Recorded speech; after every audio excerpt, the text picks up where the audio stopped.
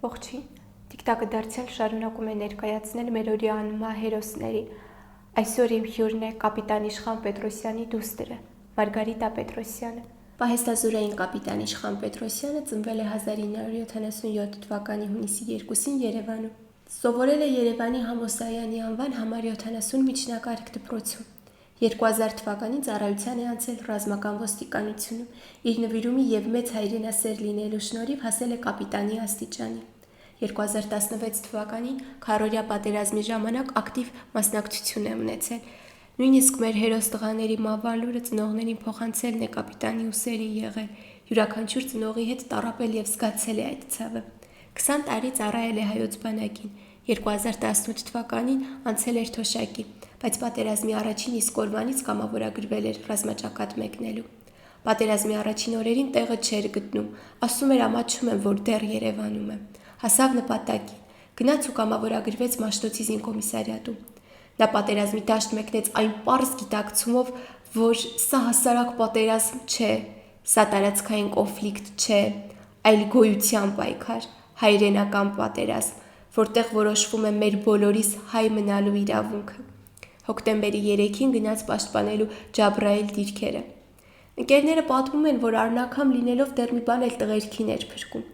Ասում են, որ կապիտանը տղերքին ասել էր. «Տղերք, հաղթենք գնանք, որ հոկտեմբերի 19-ին աղջկաս հարսանիքն է, բոլորիդ կանչելու եմ»։ Զինվորական ընկերները շեշտում են, որ ինչպես իսկական հրամանատար նա նետվել է իր ընկերներին օգնության և մինչև վերջին շունչը պայքարել հանուն հայրենիքի պաշտպանության, որովհետև կռիվ էր տալիս թշնամու դեմ, ոչ մի քայլ հետ կարգախոսով։ Շատերն ասում են, որ մեծ ցավ է Իշխանի մասին խոսել տխրությամբ, որովհետև նրա հումորն ուրիշ է։ Անգամ այդ ծանր մարտի օրերին իր կատակներով ու խոսքով դեռ մի բան էր քաջալերում էր դուստրերին։ Դուք չզանգեք, ես անպայման կզանգեմ։ Չզանգեց։ Լռեց հերոսաբար։ Ամսի 8-ին անմահացավ Ջաբրայելի մարտերում։ Վերջին հեռախոսազանգը եղել է ամսի 8-ին ժամը 12-ին, լավ տրամադրությամբ էր խոսում, կնոջը միշտ հանգստացնում էր, գիտեր, որ միշտ անհանգիստ բնավորություն ունի։ Նույն օրը ժամը 8:10 վերջին նամակն է եղել կնոջը, խնդրել է, որ չանհանգստանա, որ ինքը լավ է և ամեն ինչ լավ է լինելու, մենք չենք նահանջի, մինչև վերջ պայքարելու ենք։ Այդ ամենը կարդալուց հետո կինը անմիջապես զանգել է։ Կռվի թեժ պահին կնոջ հետ խոսել է և միաժամանակ ղեկավարել մարտը, զինվորներին հրահանգ տվել։ Կռվի ամենաթեժ պահին փրկելով զինակից ընկերների կյանքերը իր վրա էր վերցրել թշնամական արկի բեկորները։ Զոհվեց հանուն հայրենիքի, հանուն մեզ, հանուն յուրաքանչյուր հայի։ Նա զոհվեց, որ մենք ապրենք ու հպարտությամբ ասենք, որ հայ ենք, չափից շատ էր սիրում կյանքը։ Շատ նվիրված է եղել և ընտանիքին, և ծառայությանը, և հայրենիքին։ Կապիտան Իշխան Պետրոսյանը ունի 2 դուստր։ Նա աղջիկների համար միայն հայր չէր, այլ նաև լավ ընկեր։ Կապիտան Իշխան Պետրոսյանը իր ծառայության ընթացքում պարգևատրվել է Վազգեն Սարգսյան և Անդրանիկ Օզանյան գերատեսչական մեդալներով։ Անբասիր ծառայության համար ստացել է 3 աստիճանի մեդալ, արժանացել է բազմաթիվ շնորհակալագրերի, պատվոգրերի և շքանշանների։ Հավերժ փառք ու խոնարհում անմահացած կապիտան Իշխան Պետրոսյանին։ Ողջույն Մարգարիտա, շնորհակալ եմ հրավերն ընդունելու և ձեր մեջ ուժ գտնելու համար։ Ընդունեք ցավակցությունս, շնորհակալ եմ ձեր մեջ ուժ գտնելու և հրավերն ընդունելու համար։ Մարգարիտա ջան, եկեք զրույցը սկսենք ձեր վերջերս դիպուկ գրառումից, որ դուք կատարել էիք Facebook-ում, գինու փառատոնի հետ կապված։ Մեջ բերեմ ձեր գրառումը։ Գինի դա տղերքի արյունն էր, անուշ լինի։ Ափսոս մեր տղերքը, որ զոհվեցին ու դուք մնացիք, որ ապրեք, ժպտաք, կյանքը վայելեք ու Աստված չանի պատերազմ սկսվի, ավելի ճիշտ լայն մասշտաբի մարտական գործողություն սկսվի ու Աստված չանի ձեր կարիքը զգան տղերքը, կգնաք, կկռվեք, իհարկե ոչ, կփախչեք, կգնաք ու կթաքնվեք ձեր կանանց ներքնազգեստի մեջ, դուք թափթփուկ եք, դուք սրբապիղծ եք, տղերքի սարյունը ձեր ու ձեր երեխաների հացի մեջ է, և այո, այս պայմաններում գինու փառատոն նշելը տեղին չէր։ Կխնդրեմ մեկնաբանել այս գրառումը։ Գիտեք, ինչպես նշել եմ, իմ բազմաթիվ գրառումների մեջ ամեն ինչ արվում է, որ զոհվածի ընտանիքներին, զոհվածի հարազատներին հունից հանեն։ Գինու փառատոն գիտեք ոնց հայում ես, ասենք հա ամեն տարի էլ եղել է գինու փառատոն, բայց այս տարի տենց նշել կամ այս ազգը չգիտեմ, երևի գուցե այնքան ցավ ենք տեսել, որ ուզում են իրանց մխիթարեն, բայց որ տեսնում ես իրանց դեմքերի ժպիտները, չգիտեմ, այդ ոնց որ ոչ մի բան չի եղել, ամեն ինչ մոռացվեց, պատերազմի զոհեր պիտի լինեն ու վերջ, հիմա Այնուամենայնիվ մենք գինու փառատոնը համեծ շուկով միշտ նշել ենք ամեն տարի, բայց հարկ եմ համարում նշել, որ այս տարի իրոք մենք սարսափելի ողբերգություն ապրեցինք, երևի շատ մեծ զանգված մեր պետության, մեր ընտանիքների ունեցան զոհեր, մենք բոլորս ունեցանք զոհեր ու այդ պայմաններում այս ուրախ տոնը իրոք տեղին չէր այդքան էլ։ Գիտեք, հոկտեմբերի 19-ին պետքա քույրիկիս հարսանիքը լիներ։ Սեպտեմբերի 27-ին հենց սկսվեց պատերազմը, հայրիկս չէր գնացել, ամսի 3-ին ինքը գնաց, չէր գնացել ու հենց սեպտեմբերի 27-ին գնացինք մեր խնամիների տուն ու հասեցինք անկախ ամեն ինչից, վաղը վերջանա պատերազմը, մենք այսօր զոհեր ունենք, հարսանիքը չի լինելու։ Եթե կուզեք, ինչ-որ հա, թե ընկերներով, բարեկամներով կհավաքենք, բայց լայն մասշտաբով հարսանիք չի լինելու, որովհետև Ես զինվորական եմ, իմ ընտանիքը չի կարող զինվոր կորցրած ազգում, հա, չի լինի նման բան։ Չգիտեմ, մեզ ուղղակի չեմ հասկանում ազգին, իրոք չեմ հասկանում։ Ասում են գնաս ու քցս քակո, ինչ գործնա մենք ինչ ենք անում, դու կորցրել ես, արդեն էլ ապրելու իրավունք չունես։ Բայց ասողները չեն հասկանում մի բարձ բան, որ դուք կորցրեցիք, որ մենք ապրենք, մենք բոլորս, ոչ թե միայն դուք կամ ձեր ընտանիքի անդամները։ Կարծում եմ, որ հասկանային, այսքան բանը չէր լինի, էլի։ Դուք նաև հունիսի 1-ի երեխաների պաշտպանության օրվա հետ կապված նշել եք, որ գնալու եք հրապարակ եւ խոչընդոտեք այն միջոցառմանը, որը պետք է կայանար։ Եկեք հետ գնանք օրեր առաջ ու հիշենք այդ օրը, ինչ պատահեց։ Ես մի քանի օր դրանից մի քանի օր առաջ հետեղյակ, հա, որ ինչ միջոցառում պետքա լինի, որոշել էի լռել, որովհետև էդ են իրանք, ուրիշ բան չես կարա իրանցից սպասես, բայց հենց ամսի 31-ի երեկոյան չէ, նկարներ հայտնվեցին համացանցում, պարկերի մեջ մեր տղերքը։ Այդ ամեն ինչը տեսնելուց հետո իրանց հայտարարությունը կարդալուց, որ ինչու ենք ժամը 9-ին նշում, որովհետև հրավառություն պետքա լինի, այդ ժամին գեղեցիկ է։ Այդ ամեն ինչը չհասկացա ինչ կատարվեց ու գնացի այնտեղ, որոշել էի, որ պետքա խանգարեմ, հետո տակ գլխով էի որոշում կայացել, որ հասա այնտեղ հասկացա, որ ես ոչ Նիկոլ Փաշինյանն եմ, ոչ Ալեն Սիմոնյան կամ ինչ-որ մեկը իրանցից, որ գնամ լաչառություն անեմ կամ ինձ ցույց տամ։ Այնտեղ գնացի, տեսա մարդկանց ժպիտները, իրանց ուրախությունը։ Գիտեք, երեխեքը հանգիստ կանգնած են, որ տեսնում ես մեծահասակը կանգնած ու ապարում է, ուրախանում է։ Գնացինք ես ու պարոն Գեգամ Նազարյանն ենք, Աբգարի պապան, լուր նայել ենք իրար ու հեռացել ենք այդտեղից, որովհետև իրոք ապշած ենք։ Երեխաների տոներ ջրցան մեքենաները կանգնած, հազարավոր ոստիկաններ ու շրջափակել էին ինձ, հա, իրանք հեռու են, բայց ես զգում էի իրանք շրջափակման մեջ է, որ տեղաշարժ զրվում է, ես տեղից այնտեղ իրանք գալիս էին, ես ինչ պիտի անեի։ Ասենք չէի ուզի, որ երեխեքի համար, հա, չէի ուզի, որ իրանք այս պատերազմը տեսնեն, բայց երեխեքին պետք է հենց այդ տարիքից ասես, որ Ալբերտ Հովհաննիսյանը, Մխիթար Գալեյանը, Վահագ Ասատրյանը, Իշխանը Պետրոսյանը զոհվել են, որ դուք այսօր խաղաղ ապրեք, բայց պետք է նաև գնահատեք իրանք։ Մի անգամ երեխեքին տանեիք եռաբլուր, մի անգամ։ Ու վստահ եմ, որ այդտեղ հավաքվածից ոչ մեկ չի եղել եռաբլուրում, վստահ ասում եմ ես դա։ Չգիտեմ ինչ ասեմ, այս է մեր ազգը։ Բայց դուք անկախ ամեն ինչից ձեր վշտի մեջ լինելով հանդերձ այդ օրը, այսպես ասած, որ որոշել եք պետք է գնաք, թույլ չտաք այդ միջոցառումը լինի, անկախ ամեն ինչից դուք տեսնելով երեխաների ժպիտը, երեխաների ուրախությունը, դուք այս անգամ եւս լրացիք։ Երեխաներին նայելով չես կարողանում չժպտալ, ես ինքս մանկավարժ եմ, հա, ու իմ կարծիքով այդ մասնագիտական էր նաեւ, որ չկարողացա ինչ որ բան անել, որովհետեւ փոքր էին իրանք, պետք էր իրանց այդ ուրախությունը Բայց ոչ մի տարի ես 21 տարեկան եմ, 21 տարվա մեջ չեմ հիշում նման դեպք, որ հրապարակում տենց բեմ հավաքվի, ինչ որ ասենք մայիսի 9 թողեցինք երեխաների պաշտպանության օրենքը նշում։ Գոնե այդ հաղթանակի օրերով ոգևոր էին, ասեի, հա, չեն մոռացել, տղերքի անունը տային։ Բայց այս, չգիտեմ, այս ուրիշ էր։ Ամեն ինչ արեցին, որ հունից դուրս գանք։ Անկախ ամեն ինչից սեպտեմբերի 27-ից հետո առավել եւս չնայած միշտ մեր երկրում մեր պատմությունը ցույց է տվել, որ միշտ է այդ մեր հերոսներին միշտ մենք պետք է հիշենք, սակայն սեպտեմբերի 27-ից հետո առավել եւս մենք պետք է մանկապարտեզից սկսած, այսպես ասած, երեխաների մեջ այդ հայրենասիրական ոգին ու մեր հերոսների շնորհակալություն հայտնելու բանը սերմանենք բոլորի մեջ։ Գիտեք, ես ասում եմ, եթե Նիկոլ Փաշինյանը մնա վարչապետ, ես իմ երեխեքին հայրենասեր չեմ մեծացնելու, որովհետև դա դժբախտություն կբերի մեզ։ Ու այս տղերքը ես վստահ եմ, եթե իրանք չլինեին պարտադիր ծառայության մեջ, էլի իրանք էին գնալու։ Այն մասան, որ գինու փառատոնի ա գնալու, ես էլի ասեմ, թաքնվելու են ու էլի այս տղերքն էին գնալու։ Կարելի է ասել, գնացին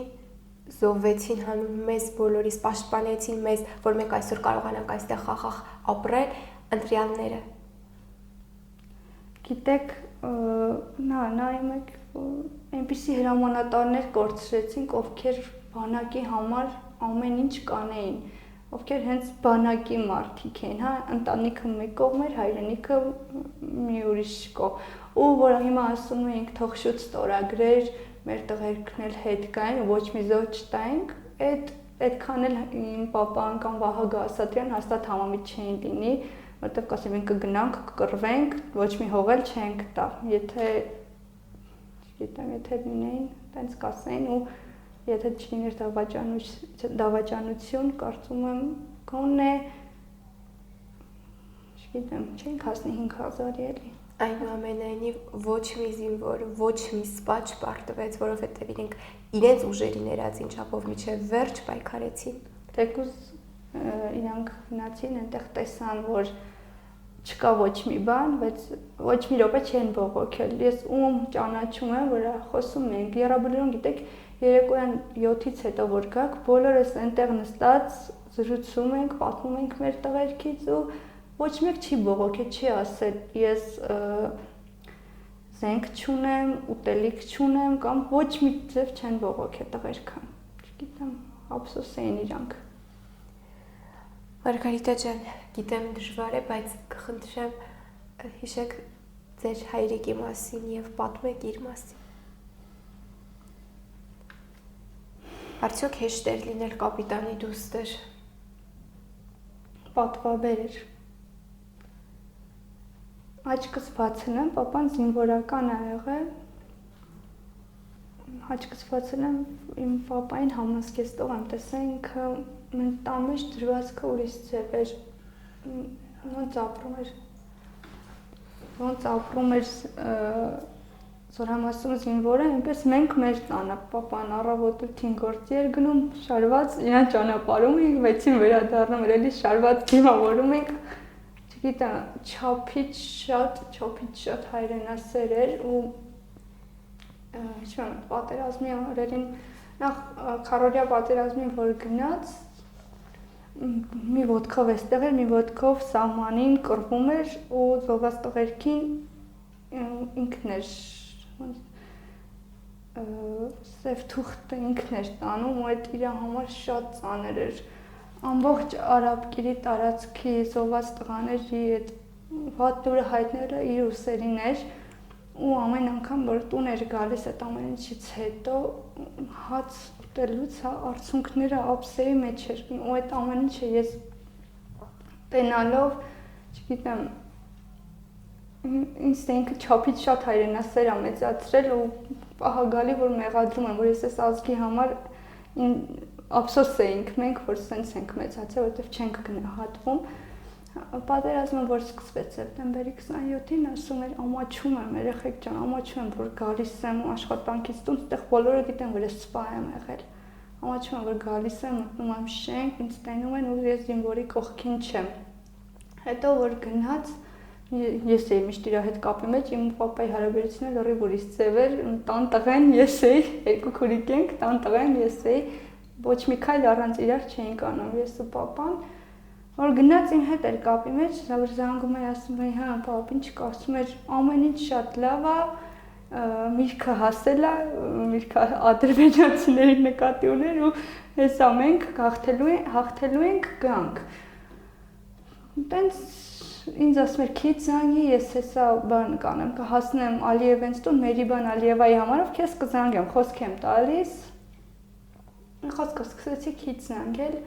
հետո ամսի 8-ին չզանգեց ընդհանրապես, առավոտ շուտ զանգում էր, ամբողջ գիշեր չնայած իրան գրում էի, պապ ինչ կա, չէի քնում, ոչ մի գիշեր չեմ քնել։ Հետո ամսի 8-ին չէր զանգել, մինչև ժամը 12-ը չէր զանգել, 12-ին մամային նամակ գրեց, որ ես լավ եմ, ամեն ինչ կարգին է։ Որ չես կարող հավատաս, որ ինքը գրեց, թե ինչ է, էլի։ Որ հետո մաման վերցրեց չէ, հետո ինքը զանգ թողեց մամային ու անջատեց։ Մաման հետ զանգեց, ինքը կռիվ տալով խոսում էր, այնտեղ տղերքին հրահանգ էր տալիս ու մամայի հետ էր խոսում։ Հետո մաման անջատեց ու էլ ընդհանրապես չզանգեց պապան, ես ժամը 3:06-ներ այդ օրը հիշում եմ Հովհաննիսյան Ալբերտի հոգին հանգիստներ, գնացի եկեղեցի, հենց մտաններ սկսեցի պապային պատկերացնել, ոնց է մեծ դասավորված այդ սքոսրաում էր բարեկամները, մտերիմները, չգիտեմ ինչ կատարվեց։ Հետո եկա տուն, էլի չէր զանգի, ասեցի լավ առավոտը կգնամ վայենկոմատ, տեսնեմ ինչ են ասում, խի չի զանգում, ու վստահ եմ, որ իրան բան չի եղել, որտեղ ինքը փորձարու հրամանատար էր, ինքը ճիշտ աշխատել գիտեր էլի։ Գնացինք տուն, հետո ամբողջ գիշեր էլի չէի քնել ու սկսում էի Facebook-ում պապայի մասին ինչ-որ ստատուսներ գրել, տարօրինակ, ընկերներս արդեն տեղյակ էին։ Հետո ամսի 9-ի առավոտը ընկերներս եկան, տատիկիս տուն էին գնացել, առաջին իրան էին ասել, հետո զանգեցին մամայիս, կանչեցին, ես քուրիկս գնաց մամայի հետ, ես չգնացի, զանգեցին տատիկը լավ չի զգում, եկեք, տենց ես չգնացի։ Հետո ինձ էլ եկան տարան ու որ ես մտան ներս, ինձ առաջինը որպես է, ես արդեն պատկերացեցի, որ պապ, ես ոնց ասեմ, ասեցի երևի վիրավոր է, էլի, ինձ քիչ մարդ կար, մտածեցի եկել են տանեն հիվանդանոց կամ չեն գտել հələ։ Հետո որ գնացի այնտեղ, տատիկը սկսեց պապայիս անունը տալ, այդտեղ հասկացա, որ ինձ չէին, չասեցին, որ զոհվել է։ Ես ինքս ինձ եմ հասկացել ու հետո Շատ դժվարությամբ գտանք պապայից շատ, բայց ինձ շնորհակալ եմ այն մարդկանց, ովքեր աչք չփակեցին, այնպես արեցին, որ գոնե վերջին անգամ տեսնենք։ Չգիտեմ, ծանր օրեր էր, բայց պիտի շարունակենք ապրել, ճիշտ չես կարող ապրես, ոնց ապրել ես մյուս տարիներին, հա, անցած, բայց պիտի ապրենք, կիսա թող ասը լրացնենք։ Ապրանք հանուն նրանց, որովհետև նրանք իրենց կյանքը զոհեցին հանուն մի նպատակի ու մի գաղափարի, դա հայրենիքն էր եւ այն մարդիկ, այսինքն մենք բոլորս, ովքեր ապրում ենք այդ հայրենիքում։ Տեղյակ եք, Մարգարիտա ջան, թե ինչ թերացումներ եղան, ինչ բացթողումներ, որ հանգեցրին մեզ այս ողբերգական իրավիճակին։ Թերացումը եղել է 2018 թվականին, երբ մերժվեցին այն մարդիկ, ովքեր պատերազմ անցած մարդիկ էին, ովքեր, չգիտեմ, եւ սկսեցին ոտնահարել գեներալներին, ազգային Արցախի հերոսներին, չգիտեմ, այդ ամեն ինչից սկսվեց թերացումները, եւ ասեցին Մանվելը, Գրիգորյան Մանվելը մեր իմ կողմից շատ հարգված, ասեցին Տուշոնկայա գողացել, ազգը աչքերը փակելով, ապրեսնիկոլ ծափահարելով, հա Տուշոնկայա գողացել։ Ու չգիտեմ, այդ ամեն ինչից սկսվեց թերացումները եւ սկսվեցին 23-ից բարձր ինչ-որ մարդիկ մտնել ազգային ժողով, ամբիոնից ինչ-որ կոչեր անել, ոչինչ որ ձեր տղան վաղը մի տղայի ձեռք բռնած կասի իմ հարսնացումն է, այդ նորմալ է, այդ վաղտանից թերացումները սկսվեց ու գնաց հասավ բանակին։ Չգիտեմ, ոքի ես իմ ազգին սենց չէի պատկերացնում։ Եվ Նիկոլի լավություններ էդ, որ ճանաչեցիր ազգիդ, որ ասում են հայի տականքին ճանաչեցիր ու էդ իզուր չի ասված, ցավոք շատ են։ Ինչ է նշանակում գնալ եռաբլուր, ծաղիկները ստանում տղայից 25 րոպե հետո տեսնում ես ծաղիկը չկա, ծաղկավաճառն է խորհուրդ է տալի, ասում է ծաղիկը կոտրեք, նոր դրեք, որ չտանեն։ Չգիտեմ։ Այն էլ այս իրավիճակում, երբ որ մեր երկիրը դեռ անորոշ վիճակում է, մենք չգիտենք, թե մեզ հաջորդ օրը ինչ է սպասվելու։ Մարգարիտա ջան, կխնդրեմ նաև հիշեք ձեր եւ